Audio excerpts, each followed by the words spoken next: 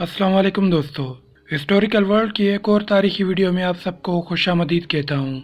दोस्तों, आज की वीडियो तारीख के बेहद मशहूर व मारूफ यूनानी साइंसदान आर्शिमिदिस की बायोग्राफी पर मबनी है, जो आपको जरूर पसंद आएगी। लेकिन वीडियो में आगे बढ़ने से पहले अगर आप तारीख में दिलचस्पी रखते हैं तो हमारे चैनल को सब्सक्राइब कर लें और साथ में मौजूद बेल के बटन को भी दबा दें, ताकि आपको हमारी आने वाली वीडियोस बगैर किसी रुकावट के मिलती रहें। और वीडियो पसंद आने की सूरत में लाइक कमेंट करके वीडियो को अपने दोस्तों के साथ शेयर कर दें, ताकि आपके साथ दूसरों की मालूमात में भी इजाफा होता रहे। दोस्तों, आर्शिमिदिस दुनिया का सबसे पहला इंजीनियर और एक बेहतरीन साइंसदान था। वो हजरत ईसा अलैहिस्सलाम के ज़हूर से 287 साल कबल इटली के जनूब में बेरारूम के सबसे बड़े जजीरे सिसिली के मशरकी साहिल पर वाक़या एक छोटी सी बंदरगाह सायराकोस के एक अमीर घराने में पैदा हुए। वो बचपन से ही काफी ज़हीन और तालीम दोस्त था, इसलिए उसके वालिद ने उसकी ज़हानत और इल्म हासिल करने में दिलचस्पी को देखते हुए उसे तालीम दिलाने के लिए मिस्र के शहर इस्कंदरिया भेजा, जो उन दिनों आला तालीम का मरकज था। फिर जब वो इस्कंदरिया से तालीम मुकम्मल करके वापस सायराकोस आया तो वो नजरियाती, तजुर्बाती और इजादाती लिहाज से एक अच्छा खासा साइंसदान बन चुका था।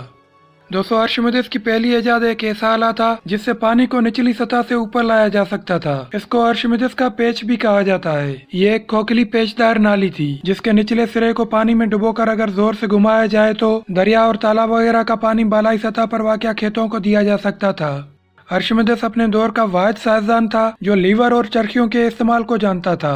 उसने अपने तजुर्बात से बताया कि किस तरह से लीवर की मदद से भारी शय को अपनी जगह से उठाया जा सकता है, और चरखियों के इस्तेमाल से भारी अशिया को थोड़ी सी कुव्वत से उठाने की इख्तरा भी आर्शिमिदिस की इजाद है। दोस्तों, आर्शिमिदिस ने मीकानियात और इल्म माइयात के असूल की वजह की और अजराम फल्की की हरकत मालूम करने के लिए एक आला इजाद किया। इसके अलावा उसने एक ऐसा आतशी शीशा बनाया जिसकी हरारत से दूर रखी चीजें भी जल उठें। वो एक रियाजीदान और माहिर इल्म जरसकील था। दोस्तों, आर्शिमिदिस का हमाम से मुख्तसर सा कपड़ा लपेटे हुए निकलकर बाजारों में पालिया पालिया कहते हुए भागने का भी एक मशहूर वाक़या है, जिसके बाद उसने असूल आर्शिमिदिस का कुलिया इजाद किया।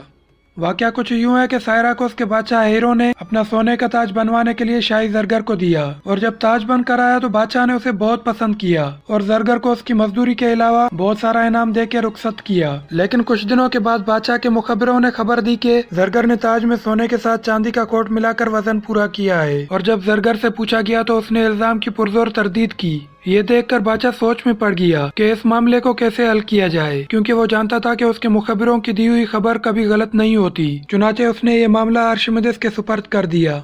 आर्शिमिदिस कई रोज इस पर गौर करता रहा, मगर उसको इस बारे में कोई तदबीर ना सूझी। फिर एक दिन जब वो बाजार के एक हमाम में नहाने गया तो जो ही वो पानी के टब में उतरा तो उसने महसूस किया कि उसका वजन कम हो गया है, और उसी लम्हे उसके ज़हन में ख्याल आया कि किसी भी ठोस शय को पानी में डुबोने से उसका वजन काफी कम हो जाता है, और अगर शाही ताज को पानी में डुबोया जाए तो उसका वजन भी कम हो जाएगा। और जब इस तरह ताज को पहले हवा में और फिर पानी में डुबोकर तोला गया तो शाही जरगर की चोरी पकड़ी गई और उसने अपनी चोरी का इतराफ कर लिया। उसके बाद आर्शिमिदिस ने मजीद तजर्बात करके अपना मशहूर कुलिया असूल आर्शिमिदिस वाज़े किया।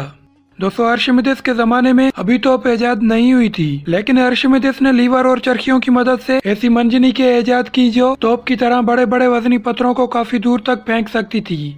मौजूदा जमाने में भारी चीजों को उठाने के लिए जो क्रेन इस्तेमाल किए जाते हैं, ये भी चरखियों की मदद से चलते हैं, और इसकी इजाद का सेहरा भी आर्शिमिदिस के सर सजता है।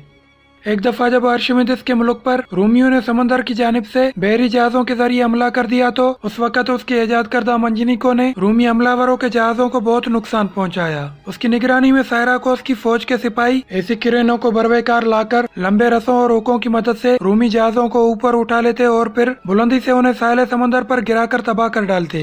पहली बार रोमियो को इबरतनाक शिकस्त हुई, मगर दूसरी बार उन्होंने घेरा डालकर बड़े मुनज़्ज़म तरीके से बगैर कोई इतला किए सायराकोस पर हमला कर दिया। इस बार भी रोमियो को काफी जानी व माली नुकसान पहुंचा, लेकिन आखिरकार उन्होंने सायराकोस को फतेह कर लिया। फतेह के बाद रूमी फौज का जो भी नुकसान हुआ था उसका जिम्मेदार आर्शिमिदिस को ठहराया गया, और रूमी फौज के एक सिपाही ने अपने कमांडर के हुक्म की परवाह न करते हुए फतेह के नशे में अपनी पूरी ताकत के साथ आर्शिमिदिस के सीने में नेजा मार दिया, जिससे वो मौका पर हलाक हो गया। इस तरह 211 कबले मसीह में दुनिया ने एक ऐसा साइंसदान खो दिया जिसका सानी सदियों तक पैदा न हुआ।